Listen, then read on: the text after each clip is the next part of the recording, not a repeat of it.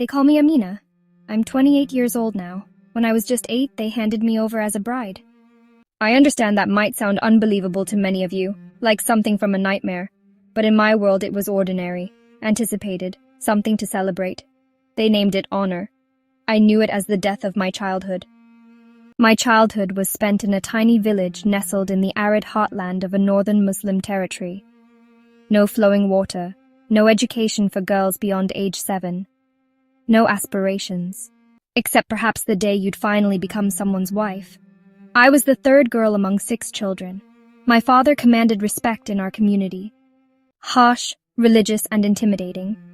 My mother remained quiet, compliant, and always cast her eyes downward when speaking. I recall her hands more clearly than her face, weathered, rough, constantly moving, constantly shaking.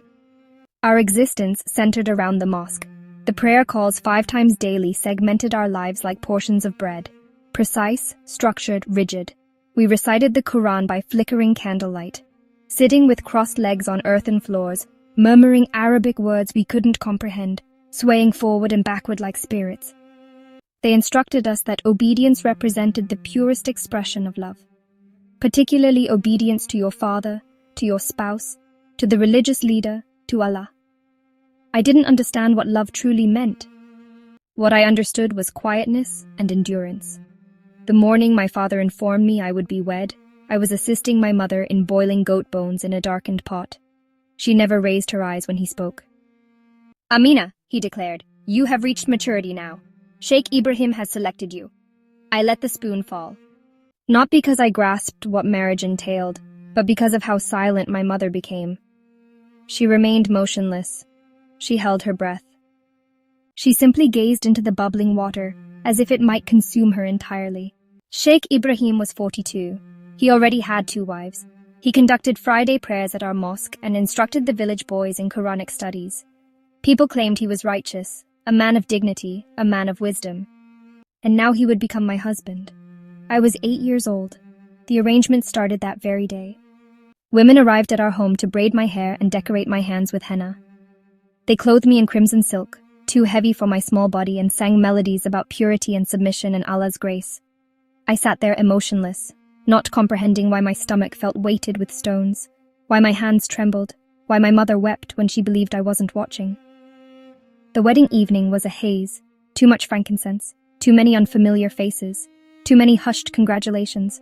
But right now, I want to express if you've ever felt your voice held no value, if you've ever been told your body belonged to another, if you've ever wept alone in darkness asking God, "Can you see me?" Then perhaps this story speaks to you. And I hope you'll listen. So many other girls remain imprisoned in silence. Let others understand they're not alone. Because I was 8 years old when they took me. But it would require 20 more years before I discovered my voice again. And when I finally did, it wasn't Allah who responded. It was Jesus. I never understood what a bride should experience, but I knew the feeling of terror. I was tiny, powerless. The night he claimed me, I remember the door shutting, that thick wooden door, the way it resonated through the walls, through my chest, as if it trapped me inside a cage I never selected. The women had stopped their singing. The incense still hung in the air. My hands were sticky with honey and rosewater. I perched on the bed's edge, feet swinging, my red silk gown engulfing my frame. Then he entered, Sheikh Ibrahim, my husband. His gaze didn't soften upon seeing me. His voice offered no comfort. He simply appeared hungry and satisfied, like he had obtained something precious, something costly. Not a wife, a possession, a plaything, a commodity. He spoke about submission, about Allah's purpose. He recited a hadith. Even if her blood stains the mat, if her husband summons, she must respond. I didn't comprehend until he reached towards me. Then I understood. Then I cried out. Then I pleaded. But in our society, a wife's scream isn't a call for rescue. It's merely sound. And a child's terror isn't grounds to halt. It's evidence of defiance. What occurred that evening? I don't recall everything. My mind blocks it away. But I remember the agony, the ripping, the humiliation, and the quietness. Afterwards, he slept. I bled. I didn't weep. Not after that. I learned quickly. Don't cry, don't question, don't recoil. Just remain still. Just be obedient. Come morning, my mother visited me. She brought heated milk and turmeric. She noticed the blood. She wouldn't meet my gaze. "This is your honor now," she said. Then she departed. I became a wife in that household. Not a child, not a pupil, not a daughter, simply a wife and a servant. I prepared meals, I cleaned, I laundered his clothing. He would depart for the mosque, and I would be alone when he returned. I would stand upright, cover my head, and wait for him to speak. He didn't inquire about my day. He didn't ask what I enjoyed or feared or pondered. He simply took. When I reached 9, I began to retreat, into myself. When I turned 10, I ceased speaking unless addressed. By 11, I was no longer shocked when he brought home another wife, a 16-year-old girl who regarded me with terror and bewilderment, the same way I had once looked at someone else. And I told her, "It's all right. Just stay silent." I despised that I said it, but it was the only guidance I knew. I was never taught that I had value, only that I must obey, that a woman's worth lay in how much suffering she could bear without complaint. I was commended for being silent, for being clean, for being modest, for concealing my body and my heart and my spirit until nothing of me remained. The religious leader once delivered a sermon on marriage. He said the Prophet's wife Aisha was only 6. Marriage comes from Allah. To doubt it is to question his compassion. Compassion. They used that term so carelessly, while girls like me perished in silence. I began to wonder, if this is compassion, what does retribution look like? If this is God, why does he cherish those who shatter little girls? Why does he reward their brutality? Why does he not see me? I remember one day I observed a bird caught in a trap outside our courtyard. It beat its wings frantically, crying in a voice that only animals make. I watched it from the window and whispered, "I understand how you feel." Because I was a bird too, and they had severed my wings and called it marriage. By 12, my body began to transform, and the fear intensified because I knew what followed next. Children, and I was correct. But I'll share that with you in the next part. For now, I simply want to say, if you are a woman who has been exploited, if you were told your pain was sacred, if they convinced you that submission was your sole purpose, please listen to me. You are not a toy. You are not a slave. You are not a sacrifice. You are not. You are seen. You are cherished. You are not forgotten. I was 13 years old when my body tore open to bring life into existence. But before that life arrived, I nearly perished. The first time I sensed something was amiss, I was in the kitchen crushing spices. I felt lightheaded. My back hurt, my stomach cramped. I attempted to ignore it like I always did. Pain was routine. Bleeding was routine. Exhaustion was routine. What wasn't routine was voicing concerns. So I didn't. But the pain persisted. It intensified day after day. Until one morning I crumbled in the courtyard, my hands still gripping the mortar, blood trickling down my legs. That was how they discovered I was expecting. My husband barely glanced at me. He didn't ask if I was frightened. He simply instructed my mother to summon the midwives. "She's too young," my mother murmured. "She's not prepared," he snapped. "She's a woman now. Allah has blessed her womb." The months that came were clouded by nausea, headaches, swelling. I remember retching every morning, lying on mats too thin for comfort. I continued cooking, still cleaning, still silent. My skin stretched too rapidly. My bones ached. My heart. I don't know. I think I stopped feeling anything by the 5th month. I simply waited. For pain or for death, whichever arrived first. Then the night arrived. The contractions began late, just after evening prayers. They said it would be quick, that my hips were narrow, but I'd survive. They lied. I screamed for hours. I bled excessively. They instructed me not to make such noise, that it wasn't proper for a modest woman, but I couldn't stop. I thought I was dying. At one point, everything went dark, and just before losing awareness, I thought, is this how it ends? Bleeding on the floor, nameless, voiceless, forgotten. But I awakened, barely. The baby was alive, a girl, tiny and blue. She didn't cry initially. They had to massage her chest for minutes. Then she whimpered, and they called it a miracle. Allah has preserved you, they said. But I didn't feel preserved. I felt hollow. I felt destroyed, like my body had been used, torn and abandoned. My husband visited the room once. He didn't hold the child. He didn't speak my name. He simply looked at me, eyes cold, and said, "Rest now. I will need you strong again soon." Then he left. I lay there staring at the ceiling, listening to my daughter's weak breathing. And for the first time, I felt something rise in me I didn't recognize. Not fear, not shame, rage. What kind of God permits this? What kind of God calls this mercy? A girl forced to give birth before her voice even stops changing? A child raising a child? A man praised while his wife bled? But I couldn't voice these thoughts aloud, so I whispered them to the night, to whatever heavens hovered over that roof, to whatever deity might actually care. Do you see me? I asked. If you exist, do you even see me? Silence again. Months passed. I recovered slowly. The bleeding ceased, but the scars remained in my body, in my chest, in my soul. I named my daughter Aisha. She had my eyes, my silence. I loved her, but I feared for her, because I knew precisely what kind of world she was born into. A world where love is duty, where obedience is everything, where survival is not living, it's enduring. By the time I turned 14, my husband brought home another bride. She was 12. Her name was Samira. She didn't weep at the wedding, neither did I. We sat together the following morning, drinking tea. She looked at me and whispered, "Will it hurt?" I didn't know what to say, so I simply held her hand. And that silence conveyed everything I wanted to tell her. That she would lose herself, that she would forget how to dream, that every time she looked in a mirror she'd wonder who she was seeing, that even her prayers would begin to sound like someone else's voice. But I didn't say any of that, because I knew she would learn it anyway. And so I continued living, breathing, but not alive. A doll with a heartbeat, a mother who was still a child, a believer who was starting to lose her faith. But something strange began occurring. In those quiet hours between feedings and chores, between silence and despair, a hunger started to develop. Not for food, not even for freedom, but for truth, for meaning, for a reason to exist beyond being used. I didn't know it yet, but that hunger was the first whisper of God's voice. Not the God I had grown up fearing, but someone else. Someone who hadn't spoken yet, but was about to. I didn't discover God in a mosque. I didn't find him in the Quran. I found him in the darkness, in a room with cracked walls and a shattered heart. It began with a phone, a small used Nokia with cheap chipped edges, and a screen scratched like desert glass. It wasn't meant to be mine. It was my husband's, left on the table while he prayed evening prayers. I wasn't supposed to touch it, but I did. That night, I opened the browser and searched for nothing specific, just something, anything beyond the echo chamber I'd lived in for 20 years. Something that didn't quote religious texts to justify my scars. Something that didn't blame Allah when I bled. Something that didn't tell me, "This is your trial. Be thankful." I ended up on a strange website. It wasn't in Arabic. It wasn't a religious ruling. It was a video. A woman's voice. Gentle, strong, wounded. She said, "I was born Muslim. I wore the headscarf. I followed the rules. I prayed 5 times a day. I did everything correctly. I leaned closer. But I still felt empty, used, forgotten."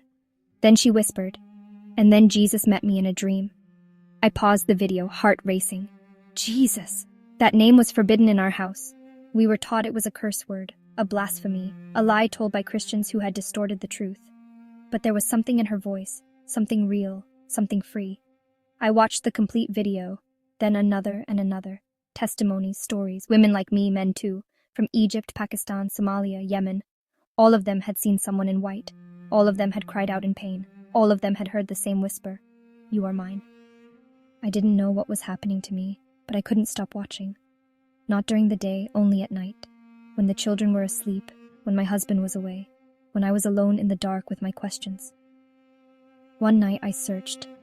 I looked up. Why do Muslims abandon Islam? The answers struck me like lightning. Religious texts I had never heard before. Contradictions I had never dared to examine. Verses I had memorized as a child, now unraveling in my mind like threads pulled loose. I started to realize I had never chosen Islam. I had inherited it. I had obeyed it. But I had never believed it. Not really. I believed in God, but not the one who looked away when I screamed. Not the one who blessed men who broke children. Not the one who called my womb a vessel and my voice a threat. I believed in someone, but I didn't know his name. Yet, that night I whispered for the first time, "Jesus, if you're real, come to me." I expected silence, like the silence I'd always known. But this time I felt something. Not a sound, not a vision, just a feeling. A stillness. A quiet that wasn't empty, but full. Like someone had entered the room and was waiting for me to notice. It was around 3 a.m, the kind of quiet that feels holy. Everything was still. No wind, no dogs barking. Not even the whisper of a baby stirring. Just darkness. And me. I had just finished reading a verse I didn't fully understand, but it shook me. "I am the resurrection and the life. He who believes in me, though he may die, yet shall he live." John chapter 11, verse 25. I read it again. Though he may die, I wondered what it meant to die before you were buried, because that's what I felt like. Alive on the outside, dead inside. I closed my eyes. And that's when I saw him. It wasn't like any dream I'd had before. It felt clearer, thicker, real. I was standing in a deep pit. Muddy, dark. No way out. My arms were scraped, my dress was torn. I could smell the decay of the earth. I was trying to climb, but everything crumbled beneath my hands. And then footsteps, not loud but steady, soft yet certain. I looked up, and there he was, a man in white standing at the edge of the pit. He was glowing, but not like the sun. It wasn't blinding, it was warm, gentle, alive. His face was kind, strong, and his eyes knew me, not just recognized me. They knew everything. The screams, the blood, the shame, the nights I begged Allah to take my life, the moments I gave up, and still his eyes were full of love. He reached down his hand. I hesitated. "Who are you?" I asked. He smiled. And though I didn't understand, my soul did. It leaped like a starving child being offered bread. Like a prisoner hearing the key turn in the lock, I grabbed his hand. The moment I touched him, everything changed. The mud dried, the pit vanished, and suddenly I was standing beside him, whole, clean, free. He looked at me and said, "You're not forgotten." Then he touched my heart with his hand. "You are loved." I woke up sobbing so hard I couldn't breathe. My chest felt like it had cracked open, like something that was buried had finally surfaced and screamed its way out of me. I sat up. Tears were soaking my hijab, my hands trembling, and for the first time in my life I whispered, "Jesus." Just his name, nothing else. And in that moment, I felt peace. Not safety, not answers, not perfection. Just peace. Like being wrapped in a blanket after years in the cold. The next morning, I made a decision. I downloaded the Bible app again. But this time, I didn't hide it. I opened it, right there on the kitchen floor, while my children played nearby. And I read aloud, "Fear not, for I have redeemed you. I have called you by your name. You are mine." I read that verse repeatedly, because I had never been called by my name before. Not really. I had been called wife, burden, trouble, shame, but not Amina, and certainly not mine. That whole day, I felt different. I cooked as usual, I cleaned, I served tea, but something had changed in my heart. I was no longer searching for truth. I had seen him. Of course, I didn't tell anyone. I wasn't ready for that yet, but I started praying. Not with Arabic phrases I didn't understand, but in whispers. Simple ones. "Thank you. Don't leave me. Help me know you more." I still had fear. I knew the danger if anyone found out, if anyone saw the Bible app, if my husband even heard me say the name Jesus, I wouldn't survive. But I didn't care anymore, because I had seen something greater than fear. I had touched the hand of someone who didn't want to own me but save me. That night I had no dream, but I slept peacefully for the first time in years. Without flinching, without nightmares, without shame. Just rest. Because I knew I wasn't alone anymore. But peace never lasts in the house of secrets. Because a few days later, my cousin walked in while I was reading the Bible, and everything exploded. It happened on a Wednesday. I remember the heat, the heavy smell of dust and sweat in the air. I was sitting in the corner of the living room, quietly reading from the Gospel of John on my phone. The children were asleep. The house was still. Then the door opened, and everything changed. My cousin Fatima stepped inside. She wasn't supposed to be there. She lived across the village, but her eyes told me she had come with purpose. She smiled when she saw me. Then her gaze dropped to my phone. She froze. "What are you reading?" I tilted the screen away. "Just something online," I mumbled. She snatched it from my hands before I could react. Her eyes widened. She saw the Bible app open to John 14. "I am the way, the truth, and the life." Her hand shook. Her face turned pale. "Amina," she whispered. "What have you done?" I tried to take it back. "Fatima, please." She stepped away from me like I was contagious. "You've been reading the gospel. You're reading about Jesus." I didn't deny it. For the first time, I wasn't ashamed. But her voice cracked as she screamed. "You've become an unbeliever, an apostate, a cursed woman." She ran out of the house, and within the hour my family knew. My older brothers came first. I heard the shouting outside before I saw them. Then the door slammed open. They rushed in. Men, strong, angry, filled with shame and fear, masquerading as righteousness. "Where is she? Is it true you've abandoned Islam?" I stood in the center of the room, my back straight. I was trembling but not hiding. I held my phone in my hand, still open to the gospel. "I'm reading the Bible," I said softly. "Yes, I believe in Jesus." That was all it took. The first slap knocked me to the floor. The second made my ears ring. By the third, I tasted blood. They dragged me by the hair into the courtyard. My children screamed from inside. My mother came running, trying to stop them, but she didn't deny what they were doing. She just wept. "What did you do to us?" she cried. "You've cursed us. You've brought the wrath of Allah on our house." I looked at her through swollen eyes and said, "No, Mama, I found peace." She slapped me herself then, harder than I thought she could. My husband wasn't home that day, but he didn't need to be. My family took over. They tied my hands with cloth. They threw me in the back room, and they locked the door. 3 days without food, without light, without my children. I heard them crying once. Then silence. The room was hot. The air was thick. I could barely breathe. On the second night, someone shoved a plate of bread and water under the door. On the third, the religious leader came. I heard his voice before I saw him. He recited verses from the Quran. He stood outside the room and shouted, "You are possessed by evil spirits. That is the only explanation. You will be purified or you will be destroyed." I didn't reply. Not because I agreed, but because I had no strength left. That night I thought I would die, and maybe part of me wanted to. But then I remembered the dream. The hand that pulled me from the pit. The voice that said, "You are loved." So I crawled to the corner of the room and I whispered, "Jesus, I don't know where you are. I don't know if I'm going to live, but please, please don't leave me." A breeze moved through the cracks in the wall, and for a moment I felt it again. That peace, that presence. I can't explain it, but it was real.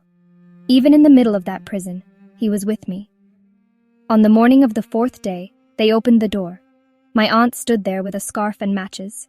She said, "If you speak that name again, we will burn you. Do you hear me?" I nodded, but not in agreement, only to live another day. Because inside, I had already decided I would never deny him. That night, I escaped with the help of someone I can't name even now. For their safety, I escaped through the window, my feet bare, my face bruised, but my soul clinging to something bigger than fear. I didn't know where I was going. I didn't have money. I didn't even take my children. They were still locked in the other room. But I ran because if I stayed, I wouldn't survive. And as I ran, I whispered again and again, "Jesus, help me. I choose you." I didn't know what would happen next, but I had made my choice. Bloody, beaten, terrified, but unshaken. Because I had seen the truth and I would never let go. I don't remember how far I ran that night. All I remember is the sound of my own breathing, the blood dripping from my nose, and the prayer I kept whispering with every step, "Jesus, don't leave me." I was half conscious when I stumbled into the alley behind the tailor's shop. I collapsed behind a stack of crates, curled into myself, and passed out. I was certain I would die there, but God had other plans. When I opened my eyes, it was morning. The sun was rising, the sky was pink and bruised like my face, and standing over me was Mariam. I had met her once before, months earlier, when I sold her bread at the market. She was quiet, kind. I didn't know she was a Christian, but that day she became my lifeline. She didn't ask questions. She just helped me up, wrapped her arm around me and took me to her home, a small house tucked at the edge of the city. She cleaned my wounds in silence. I winced as she dabbed a cloth to my mouth. "What did they do to you?" she finally asked. I couldn't speak. I just shook my head. But she looked in my eyes and said, "You've seen him, haven't you?" I froze. "Jesus," she said, and I broke. I wept like a child. All the strength I had used to survive collapsed into her lap. I stayed with Mariam for 3 days. She gave me food, a place to sleep, and for the first time in my life, peace. She didn't lecture me. She didn't pressure me. She just sat beside me, reading from a small paper Bible in whispers. He heals the brokenhearted and binds up their wounds. Psalm 147, verse 3. That verse stayed with me because my heart was broken, and yet I was still breathing. On the 4th night, she asked me gently, "Do you believe he's the Son of God?" I looked down. My hands were trembling. Then I nodded. "Yes," I whispered. "I do." "Do you want to give him your life?" she asked. "I already have," I said. "Then let's pray." She smiled. I knelt on the floor with her. My knees still scraped, my soul still raw, and I said words I didn't know I needed to say. "Jesus, I believe you are the Son of God. I believe you died for me. I believe you love me. I surrender everything I have. Even if I lose my name, even if I lose my life, I want to follow you." When I finished, I felt something shift. It wasn't loud, but it was deep, like the chains around my soul had fallen off without making a sound. A few days later, she took me to a gathering. It wasn't a church, not like you'd picture. Just a room, 4 walls, 10 people. A baby asleep on a mat, a woman singing in whispers, a man opening a torn Bible. But the Spirit of God was there. You could feel him, thick, real. They welcomed me like family. They didn't stare at my scars. They didn't flinch at my story. They just prayed over me, loved me, embraced me. At the end of the gathering, Mariam stood beside me. She looked into my eyes. "Are you ready to be baptized?" I swallowed hard and nodded. "Yes," I said. We went to the back. There was a tub filled with water. One of the women began singing softly. The others gathered around. I stepped in slowly, my feet trembling, my eyes wet. The man leading the group said, "Amina, based on your confession of faith, we baptize you in the name of the Father, the Son, and the Holy Spirit." Then they lowered me under, and in that moment I died. Not physically, but spiritually. The old Amina, the abused child, the voiceless bride, the shamed woman, she was gone. And when I came up out of the water, I was new. I wept loud, ugly, holy, because for the first time I wasn't covered in blood from my husband's hand. I wasn't covered in blood from childbirth. I wasn't covered in blood from my brother's fists. I was covered in the blood of Jesus, and it washed me clean. That night I couldn't sleep, not from fear, but from joy. Joy so strange it almost hurt. I stared at the ceiling and whispered, "I am yours forever." But choosing Christ didn't erase the danger, it increased it. Because in the eyes of my family, I was now more than rebellious. I was dead. They held a funeral for me. No coffin, no body, just my name, spoken like a curse. I heard about it weeks later. A cousin sent word through a whispering chain of women at the market. "Your family declared you dead. They held funeral prayers. Your name is no longer spoken in the house." I didn't cry, not that day. I had already buried that name myself, because they didn't just erase my name from the family. They erased it from the world they built around me. In their eyes, I was no longer Amina bint Yusuf. I was no longer a daughter, no longer a wife, no longer a sister. I was an apostate, dead. But God called me something different. The day I found out, I was sitting in Mariam's house helping prepare food for our small church gathering. I had been reading from the Gospel of Matthew, still trying to memorize verses, still amazed that I was allowed to speak to the Lord directly, when she handed me a small paper note. "It's from someone who heard the news," she said. I unfolded it slowly. My name was crossed out, red ink, bold, and beneath it, one sentence. "She is no longer one of us. She is dead." I held that note in my lap, stared at it, not angry, not even shocked, just numb. But then Mariam leaned close and whispered, "They may have declared you dead." She opened her Bible, flipped to Romans 8 and pointed. "But the Spirit himself testifies with our spirit that we are God's children." She looked at me. "You are his daughter now. That name can never be taken away." That night I prayed like I never had before, not in fear, not in desperation, but in joy, in relationship. "Father," I said, for the first time, "thank you for calling me yours." The next day I asked Mariam if I could take a new name, not legally, but spiritually. She smiled. "What name do you want?" "Abigail," I said. "It means Father's joy." She hugged me tight. And that's what I've been ever since. Amina is gone. Not forgotten but buried. And in her place stands Abigail, daughter of the Most High. Life didn't become easy after that, but it became full of love, of light, of belonging. At our gatherings, I found women like me. Some were divorced, some abused, some former Muslims, some just broken. And all of us redeemed. One woman changed me forever. Her name was Layla. She was older than me, a widow, former religious leader's wife. She had scars on her arms, old cigarette burns from when she refused to cover her face. She sat with me one night, just the two of us. The room was dim, the tea was warm.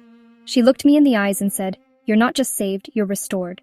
I asked her, "What do you mean?" She said, "God doesn't just rescue the drowning, he teaches them to dance on water."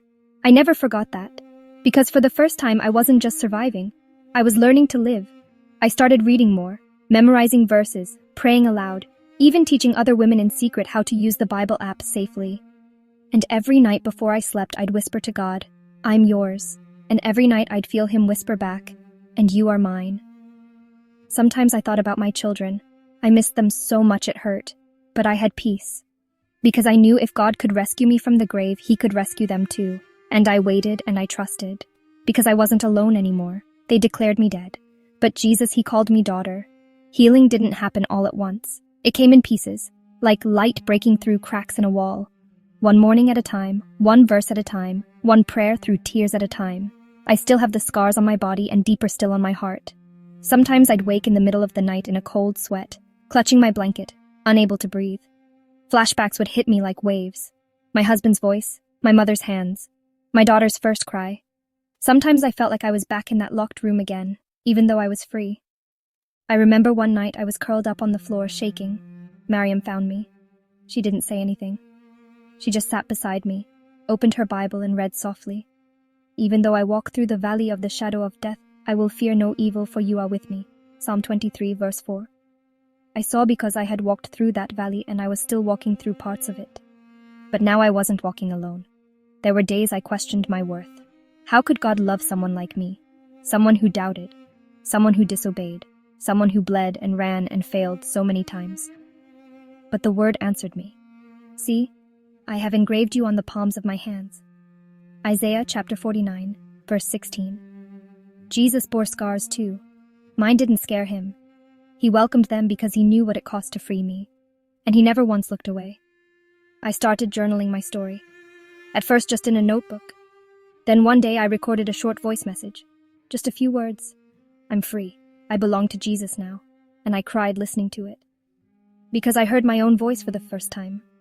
Not the voice of a wife or a daughter or a prisoner, but a daughter of God, whole, loved, seen. I joined a small group.